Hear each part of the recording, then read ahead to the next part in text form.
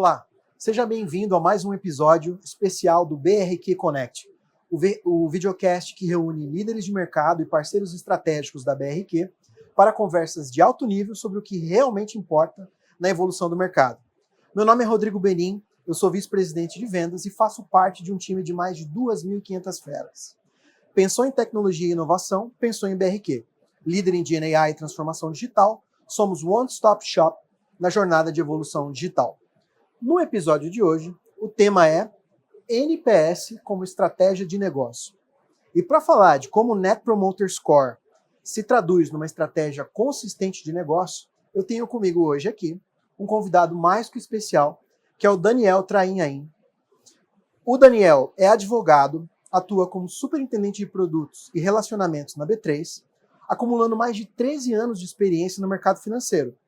Sua trajetória inclui ampla atuação em diversas áreas de compliance, desenvolvimento de produtos para middle e back office, e também tem uma sólida experiência na gestão de riscos de mercado, crédito e operacional.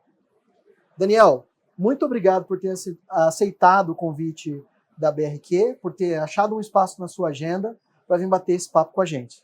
Rodrigo, obrigado a vocês pelo convite. É um prazer gigante estar aqui em nome da B3, dividindo com vocês um pouquinho da experiência, dividindo um pouquinho da visão de mercado, e da proximidade que a gente tem com os clientes. Obrigado a vocês pela oportunidade. É um prazer recebê-lo. Espero poder compartilhar um pouquinho com vocês da nossa visão ali. Boa, vamos lá. Para começar, hoje a gente vai falar um pouquinho de NPS, né? Para quem não sabe, Net Promoter Score é a probabilidade de um cliente de uma empresa ou de um produto recomendar essa empresa e um produto. É medir essa probabilidade, né? Então, vamos explorar um pouquinho como que o NPS pode ser esse verdadeiro motor de crescimento para as empresas e satisfação para os clientes. Uma pergunta para a gente começar.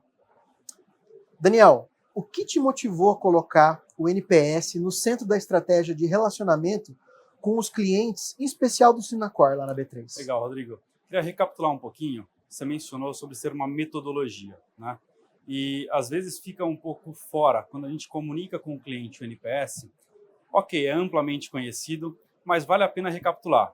Então, é uma metodologia que escolhe, né, e identifica a capacidade de interação e de indicação de um cliente, de uma empresa, de um produto, de um serviço.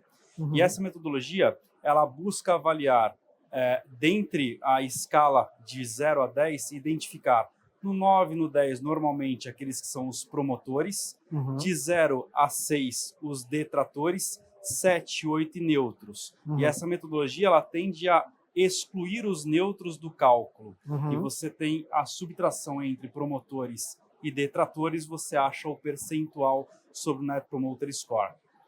Veja só, é uma metodologia. A hora que você coloca isso dentro da sua rotina, do teu processo de dia a dia, você precisa também direcionar quais são os indicadores que você vai utilizar para poder direcionar estratégia. Como que você utiliza isso para direcionar estratégia?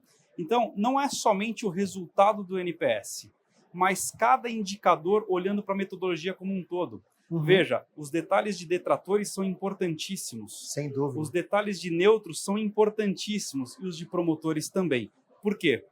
Detratores trazem para você a oportunidade de evolução da tua estratégia, de evolução do teu produto, serviço, oferta.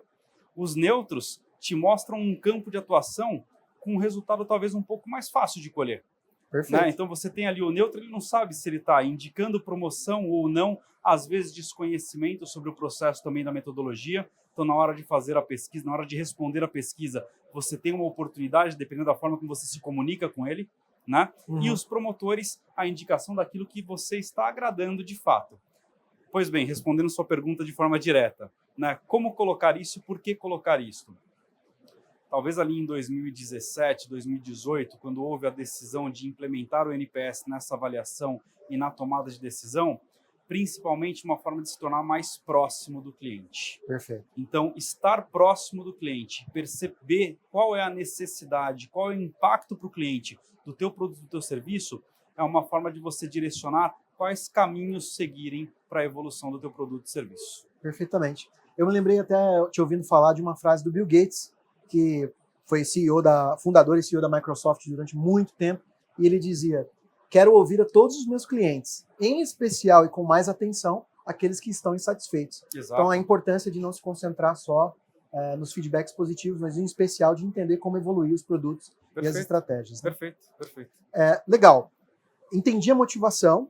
Agora eu queria dar um duplo clique nesse assunto e pedir para você dividir comigo um pouquinho, e com quem está nos ouvindo, nos assistindo, exemplos de adequação das estratégias que foram tomadas, lógico, provavelmente não só olhando para o NPS, mas que o NPS inspirou os seus times lá na B3 a, de repente, mudar o curso de um produto, de uma estratégia, para encontrar o cliente onde ele está, com as necessidades particulares que ele tem, naquele momento, percebendo esse feedback mais ativo e mais dinâmico. Perfeito.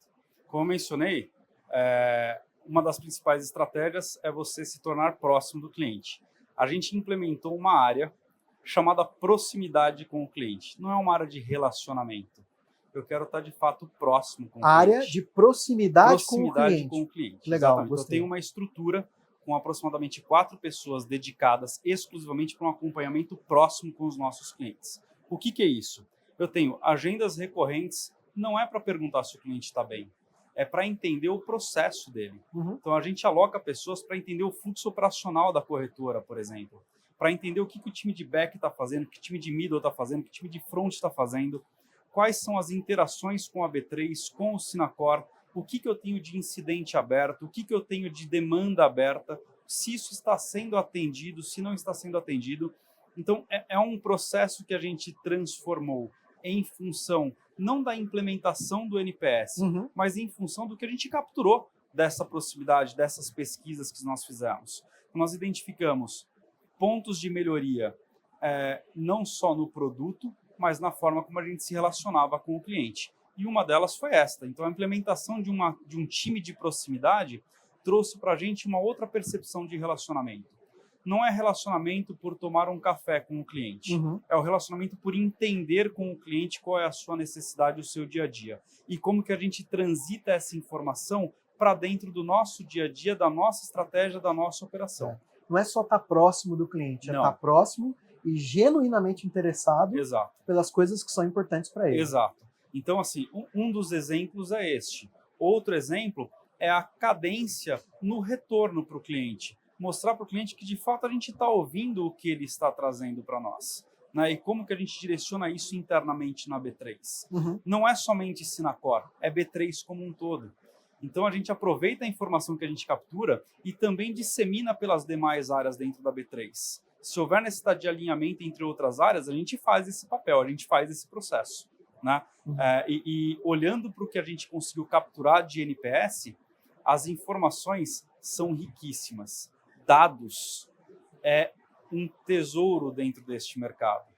A gente recebe uma pesquisa de NPS com o detalhamento e a maioria dos nossos clientes escreve o porquê está promovendo ou detraindo. Além disso, eu tenho clientes neutros que também justificam o porquê do neutro. Isso é uma riqueza para a gente. Sem dúvida. A hora que a gente faz o filtro, eu não trabalho somente com o resultado. Eu trabalho com o detalhe da informação que a gente captura com os nossos clientes. E aí a gente começa a traçar estratégia de verdade. E aí eu venho a pergunta, né? Mas estou preocupado com o quê? Com a receita só? Estou preocupado só com o resultado? Não, estou preocupado com o cliente. Mas me impacta diretamente na receita. Eu acho que esse é o grande argumento por trás de ter uma estratégia que tem centralidade no cliente, né, Daniel? Perfeito. Lógico, as empresas visam o crescimento, precisam fazer os acionistas felizes, né? Obviamente, mas a compreensão de que esse cuidado, esse olhar atento para o cliente, de direcionar os produtos para resolver as dores, os desafios, as oportunidades que eles trazem, é o que de fato vai fazer o negócio crescer com saúde e ter longevidade, né? Então, até por isso que a gente fez a provocação do tema, né? NPS como estratégia de negócio, né? Legal, bacana. Deixa eu te fazer uma pergunta. Você acha que a criação dessa área de proximidade com o cliente e de medir a satisfação constantemente, entre outros indicadores, mudou um pouco a cultura das pessoas, o jeito das pessoas entenderem o negócio, até das habilidades que os times precisaram desenvolver, de repente, para conseguir atender essas necessidades dos clientes? Muda. Deixa eu dividir alguns dados com vocês que eu acho super importante. Dentro da B3, a nossa área e a pesquisa de NPS na nossa área é uma pesquisa transacional. Eu não vou entrar muito no detalhe. O que significa ser uma pesquisa transacional? Exatamente. Eu vou entrar só na referência do que traz a palavra transacional. NPS transacional, ele mede a transação de entrega. Então, eu estou medindo o grau de satisfação dos meus clientes com aquela determinada entrega. Projeto, versão, que é o nosso caso, ou processo, comunicação, ou determinado serviço prestado. No nosso caso, transação está vinculada à versão do Sinacor. Nós temos 3 versões no decorrer do ano. Dentre essas 3, 2 hoje são obrigatórias. A gente mede essas 2 transações obrigatórias no ano. Legal. NPS também pode ser medido relacional. E aí a relacional é a visão de relação que o cliente tem com você como um todo. De uma forma mais ampla. Exato. A B3 com a marca, também faz isso. Com a área, com o departamento. Perfeito. A B3 também faz isso. Então, uma vez ao ano, a B3 faz a validação do relacional. O Sinacor, dentro da B3, faz 2 vezes ao ano, olhando para o transacional. Por quê? Porque a gente quer medir exatamente o resultado daquela transação que a gente teve com o cliente. Nós temos hoje, pela 3ª vez consecutiva, uma aderência de mais de 70% nas nossas pesquisas. Então, 70% da base que a gente envia de pesquisa retorna para a gente com resultado. É altíssimo. Isso dá um grau de confiabilidade no resultado muito alto também.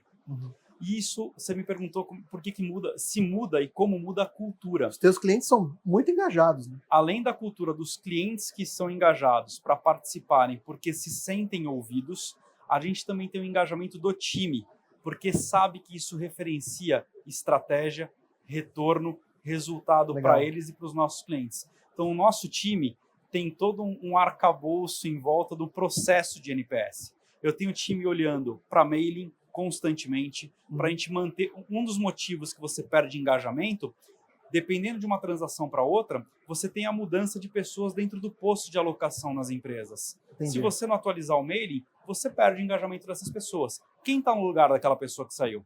Você tem um turnover de posições.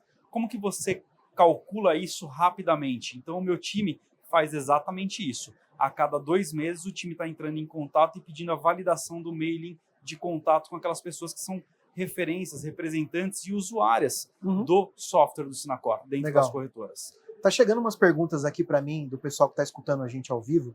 Legal. Estão pedindo para você... É um desafio, hein? Vamos lá. Resumir em algumas palavras o que é o Sinacor para o mercado financeiro. Ah, legal. Bacana. Vamos lá. Sinacor. Difícil, hein? Vamos lá. Sinacor. Sistema Integrado de Administração de Corretoras. Essa é a tradução da sigla, se é que pode se chamar de sigla, Sinacor, tá bom? O Sinacor, ele é um software responsável pelo processamento das operações de 98% das corretoras do mercado brasileiro. Então, nós estamos integrados com 98% das corretoras do mercado brasileiro. Nós somos responsáveis por processar o operacional, middle e back dessas corretoras. O que é isso? Falar um pouco as palavras, mas só para poder trazer um pouquinho de resultado, né? Tudo que acontece pós-execução de operação na Bolsa de Valores, todas as transações são levadas para dentro das corretoras e o Sinacor é o sistema responsável por capturar essas informações e gerar processamento de billing, faturamento, posições, liquidação financeira e física, contábil e financeiro para todos os clientes finais dessas corretoras. Legal. Tá? Em resumo, espero ter respondido a pergunta. Resumiu bem. O pessoal está dizendo que explicou muito bem. Boa. Legal, vocês entenderam, né? Ele está usando essa estratégia de colocar o NPS no centro da estratégia de produto e desenvolvimento das relações com o cliente, num dos sistemas mais relevantes do mercado financeiro brasileiro. Né? Não é pouca coisa. Vamos lá. Próxima pergunta, Daniel. Na sua visão, como que o NPS pode se traduzir diretamente em receita? Como que é possível estabelecer esse link mais concreto para provar para os stakeholders, para uma empresa, por exemplo, a importância dessa estratégia? Ótima pergunta. E aí vem a provocação que eu tinha feito no começo ali, né? Não é somente a receita impactada, tem toda a parte estratégica, relacional, mas sim é um ponto importantíssimo, porque ao passo que a gente percebe o que o nosso cliente precisa, o que o nosso cliente espera ou nem sabe que está esperando, mas é importante para ele, a gente começa a decidir como levar o produto para o cliente. Uhum. Qual o timing de disponibilização, qual que é o apetite do cliente em receber aquilo, inclusive qual é o apetite do cliente em remunerar naquele momento aquele processo, né? Então, a gente não atua somente por necessidade de momento de mercado, mas o NPS nos traz essa ferramenta. Eu consigo capturar qual é a maior necessidade do cliente naquele período ou qual foi o principal ponto de apoio na última entrega que eu fiz para o cliente. Será que eu tenho uma oportunidade aqui de aumento de receita por conta disso? Será que eu posso melhorar a minha estratégia e aumentar novas funcionalidades, novos produtos dentro daquilo que eu entreguei no último processo? E é isso que a gente faz. Então, na nossa última entrega de 24, a gente percebeu uma oportunidade muito grande em cima de um processo de controle de posições e um processo de gestão de empréstimos de ativos. E a gente traçou uma estratégia de evolução dessa plataforma. Que nasceu do feedback do cliente. Que nasceu do feedback do cliente. E detalhe, veja só, o mercado já possui produtos destes. O mercado possui produtos que atendem o fluxo de empréstimo. Muito bem. Por que é que a gente captura a oportunidade? Porque a gente tem oportunidade em precificação, e aí B3 tem uma vantagem competitiva relacionada a isso muito grande. Perfeito. A gente captura oportunidade porque o processo ele é muito vivo e a gente pode trazer novidades para o cliente durante esse fluxo agora de entrega. E aí a gente consegue capturar receita. O que a gente fez com isso? Também segregamos as vias de receita por produto, medindo também as transações de cada produto. Então eu consigo direcionar melhor planejamento estratégico de desenvolvimento sobre cada produto. Perfeito. Foco no longo prazo, sem perder a visão de longo prazo, mas tomando o pulso do cliente, de como ele está consumindo os serviços, as atualizações, as novas ideias, ao longo do caminho, para fazer qualquer ajuste de estratégia. Rodrigo, o cliente fala se está caro no NPS. O cliente fala se o produto está bom. O cliente fala se teve uma experiência bacana no processo de implantação. Até a estratégia de pricing você consegue corrigir. Fala, ele traz. Se você souber ouvir e souber capturar, como eu disse antes, é uma riqueza de dados o resultado dessas pesquisas. Legal. Queria aproveitar esse gancho. Você falou de riqueza de dados. A quantidade de clientes que você deve ter não deve ser pequena.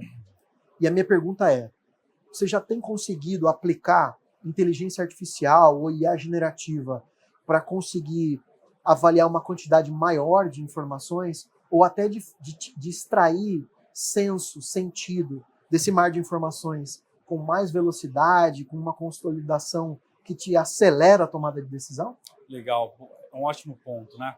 Alguém perguntou ali fora o que é o Sinacor. E aí, em outro resumo, o Sinacor é um grande ERP nas corretoras, né? Então, eu sou um grande banco de dados, no final das contas, com informações de mais de 25 anos do mercado financeiro consolidado dentro das corretoras. Se isso não é uma riqueza de dados, eu não sei mais o que é, né? E aí você me pergunta sobre inteligência artificial. Esse é o nosso próximo grande passo. A gente tinha capturado em NPS a solicitação de clientes de gestão de dados por emissão de relatórios, por exemplo, ou de consultas transacionais diretamente na plataforma. A gente resolveu modificar um pouco a forma e transformar o controle e gestão desse grande data lake em um controle e gestão de um data lake através de um prompt de comando por IA.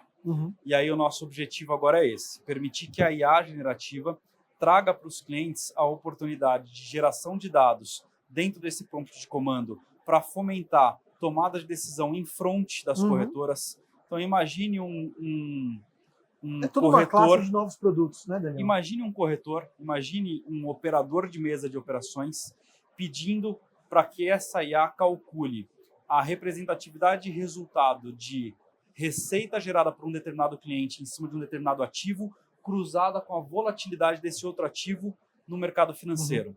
E traga oportunidades de direcionamento de operações para este nicho de cliente dentro da corretora. Veja, os dados estão todos dentro deste mesmo pool. Tá certo? É o que a gente está fazendo. Então, num primeiro momento, agora em 25, a gente entrega esse tipo de tratamento de dado. Agora, na próxima versão do Sinacor 25.2, já traz a possibilidade de consulta desses dados. E em 26, a gente passa a tratar IA com gestão de dados e execução de operações dentro da plataforma. Que legal. Então, vou dar um exemplo. O time de back está acostumado a pedir a rodagem de fechamento dos módulos ao final do dia. Uhum. Ele não vai mais precisar apertar o botão, ele pode pedir no prompt de comando, por favor, rodar o fechamento Tá de na hora todos os de fechar. módulos. Uhum. E a IA vai fazer para ele. Bacana. Então, sim, eu vejo uma oportunidade gigante de gerir os dados e atender o cliente. De novo, a nossa visão não está somente na gestão do dado para a gente, está na gestão do dado para facilitar a vida do cliente. Como eu uso essas tecnologias para Isso melhorar a vida do cliente. É o quê? Perfeito. Traduz em receita. Eu estou gerando automação, eu estou gerando eficiência operacional. Para o cliente, ele vai antecipar processos na linha do tempo, o que significa para ele também gestão financeira. Eu antecipar processo dentro de uma corretora, permitir uma corretora fechar 2, 3 horas mais cedo do que ela fecha Tempo é hoje, dinheiro. é muita receita envolvida. Sem dúvida, sem dúvida. Legal, eu concordo com você. Assim, a BRQ tem o privilégio de atuar muito forte no mercado financeiro, com corretoras, com a própria B3, que é cliente da BRQ, com grandes bancos, com fintechs, e a gente percebe, de fato, a aplicação de IA hoje, né? Estamos falando de casos em produção, já a realidade de projetos que estão na mão dos clientes hoje em dia. Perfeito. E que têm encurtado esses tempos, têm aumentado a satisfação, têm dado mais fluidez para as experiências, né? Robozinhos invisíveis que às vezes estão acelerando esses ciclos, né? E também aqueles muito perceptíveis, né? Você conversa com um robô para ele te ajudar a tomar uma decisão sobre como investir o seu dinheiro, ou até para assessorar o cara que está do lado da instituição financeira a melhor atender aquele cliente em um curto período de tempo, né? Vocês imaginem que um assessor de investimento tem que ouvir o morning call, tem que saber qual é a estratégia do dia, tem que entender o que está acontecendo no mercado, tem que conhecer o cliente no detalhe e extrair senso disso, fazer recomendações rapidamente. Sem IA é muito lento, né? Custa mais dinheiro, e com IA é muito mais fácil. A gente tem casos de sucesso nessa linha que tem mostrado, de fato, a efetividade financeira, inclusive, do uso dessas tecnologias para tornar esse processo mais eficiente e, além de tudo, com menor custo, né? A gente tem notado isso. Legal. Caminhando aqui para o encerramento, Daniel, eu queria te fazer um pedido especial, que é para os nossos ouvintes, as pessoas que estão nos escutando, profissionais do mercado financeiro ou não, e que estão começando a entender a importância de medir com mais carinho a satisfação do cliente para impulsionar estratégias centradas nesse cliente. Quais são as recomendações que você tem para essas empresas ou para esses líderes que estão nesse momento pensando, poxa, eu deveria aproveitar melhor essas informações de, por exemplo, NPS, de feedback dos meus clientes para influenciar na minha estratégia? Quais são as 2 ou 3 dicas que você tem para essas pessoas alcançarem esse sucesso? Acho que um recap do que a gente conversou até agora, Rodrigo. Em primeiro lugar, de fato, estar próximo do seu cliente. Fazer uma pesquisa, medir uma percepção, sem de fato estar acompanhando o cliente na linha do tempo, não vai te dar o insight necessário. Vai te trazer um monte de ponta solta sem você conseguir unir para tomar uma estratégia real. Então, estar próximo do cliente é um ponto extremamente importante. Estando próximo do cliente, o segundo ponto é definir bem quais são as perguntas que você quer compor o seu NPS é extremamente importante. A gente acabou não abordando muito disso, mas parte da estratégia é esta.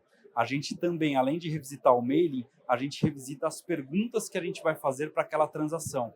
Então, se você vai fazer um NPS transacional, avalie a cada transação quais são os pontos importantes de impacto que você quer ter com o seu cliente e o que você quer medir, o que você quer capturar. Faça perguntas para que o cliente tenha fomento de responder e justificar a sua resposta. Não é somente um número que ele tem que colocar, ele precisa te trazer dado de resposta. Legal. Então, meça da forma correta, pense na forma de se interagir com o cliente, pense em como perguntar para o cliente e gerar para ele esse fomento, esse ímpeto de responder e participar do teu negócio. O cliente tem que se sentir, de fato, parte desse processo e a vontade de representar isso para você. Isso não é cherry picking, muito importante. Cherry picking é você pedir um favor para o teu cliente. Você gerar o dado necessário para o teu cliente, expor o que ele pensa, isso é oportunidade de negócio. Legal. E Perfeito. isso é, de fato, você estar perto do seu cliente. E aí, por último, você pediu 3, eu vou fazer exatamente 3. Boa. Por último capturar exatamente esses pontos que você acabou de trazer e montar uma estratégia, tanto de analytics quanto de tomada de decisão e definição de estratégia. O que você vai fazer? para aumentar o nível de interação e proximidade com o cliente, o que você vai fazer para aumentar o nível de resultado e satisfação dele com a próxima entrega e quais são as oportunidades de negócio para que você possa aumentar a sua receita e a sua abrangência no mercado. Então, acho que essas 3 estratégias aqui te conduzem para um resultado bacana com o seu cliente, usando o NPS, usando a proximidade com o cliente. Perfeito, excelente. Daniel, eu queria te agradecer pela generosidade que você teve em compartilhar Obrigado esse conhecimento vocês. com a gente, com exemplos muito legais da B3. Tenho certeza que quem está nos escutando tirou insights muito valiosos aqui para suas próprias estratégias. Muito obrigado por participar com a gente e eu espero que a gente tenha oportunidade de conversar mais vezes sobre esses assuntos. Muito obrigado, Rodrigo. Foi um Obrigado prazer a vocês, receber o a BRQ Daniel. inteira, pelo convite, pela oportunidade. Foi um prazer dividir com vocês aqui. Foi um prazer. Valeu, abraço. obrigado. Valeu.